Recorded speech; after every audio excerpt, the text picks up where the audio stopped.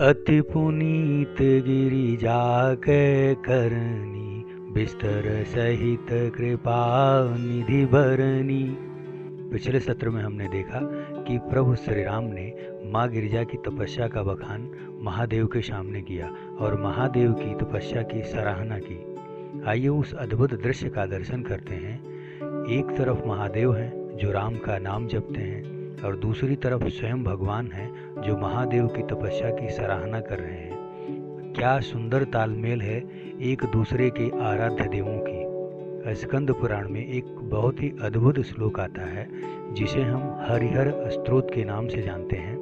देखिए, दर्शन करिए कि शिवाया विष्णु रूपाय, यानी शिव को प्रणाम है जो विष्णु का ही रूप है।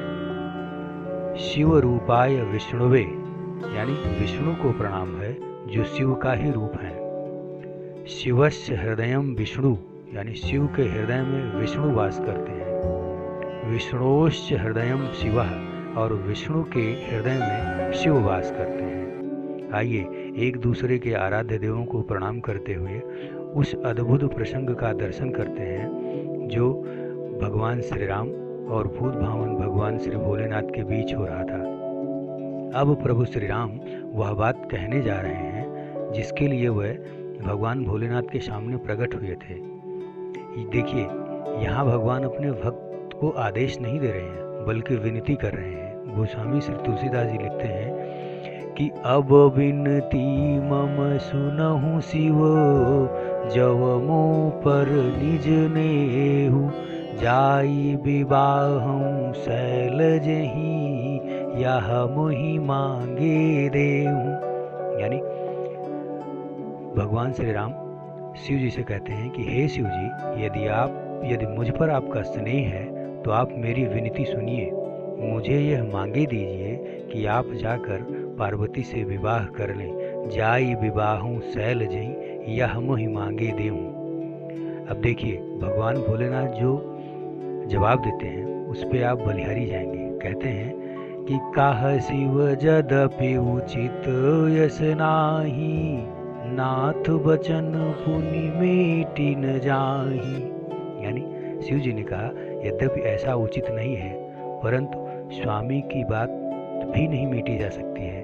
कहते हैं कि सिर धरियायसु करिय तुम्हारा, परम धर्मु यह नाथ हमारा। हे नाथ, मेरा यही धर्म है कि मैं आपकी आज्ञा को सिर पर रखकर उसका पालन करूं।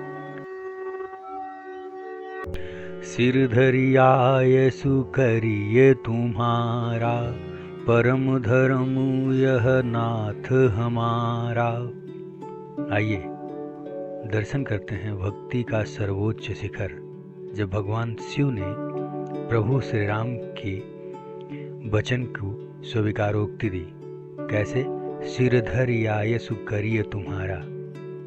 कहते हैं श्रद्धा में तर्क नहीं होता, केवल समर्पण होता है। आइए उस दिव्य संवाद का दर्शन करते हैं।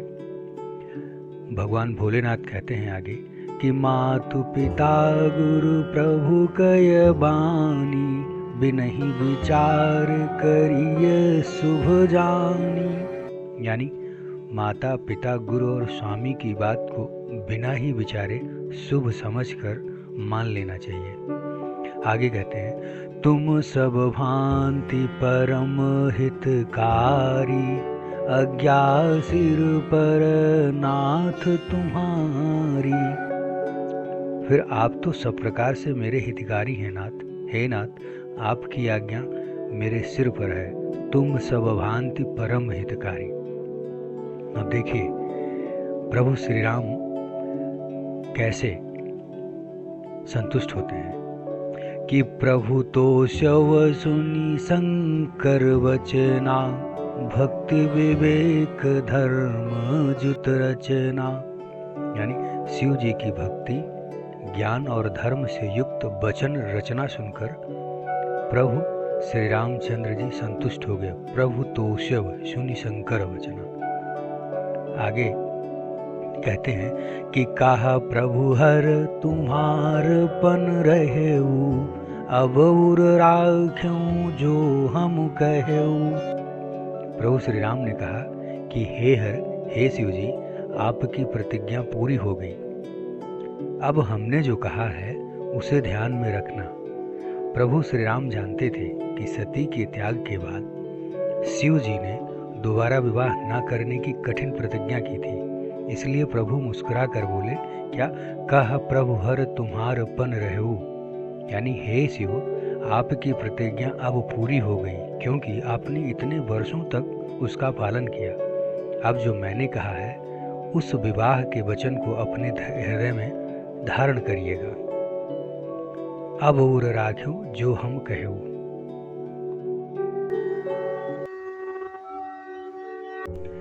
कहा प्रभु हर तुम्हार पन रहेऊ, अब उर राख्यो जो हम कहेऊ।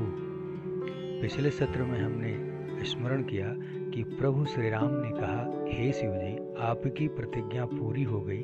अब हमने जो कहा है उसे हृदय में रखना। इस दिव्य प्रवाह में आज हम उस पड़ाव पर हैं जहाँ भक्ति और प्रेम अपनी पराकाष्ठा पर है।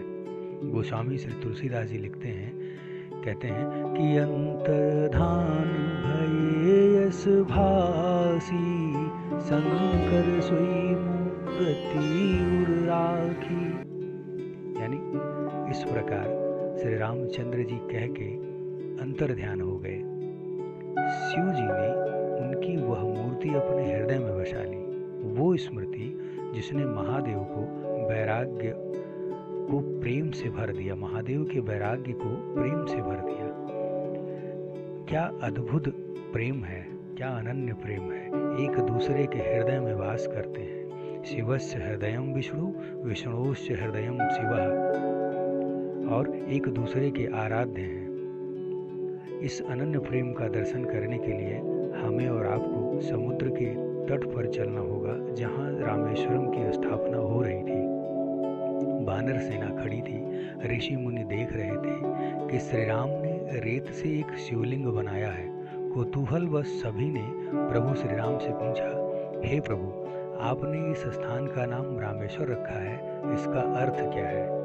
प्रभु श्री राम ने उत्तर दिया कि रामस्य ईश्वरः स रामेश्वरः, अर्थात जो राम के ईश्वर हैं वही रामेश्वर हैं, यानी शिव मेरे आराध्य हैं। जैसे ही प्रभु ने ये कहा, वहाँ महादेव प्रकट हो गए और मुस्कुराए। फिर बोले, प्रभु आपकी व्याख्या तो सुंदर है, पर मेरी व्याख्या सुनो।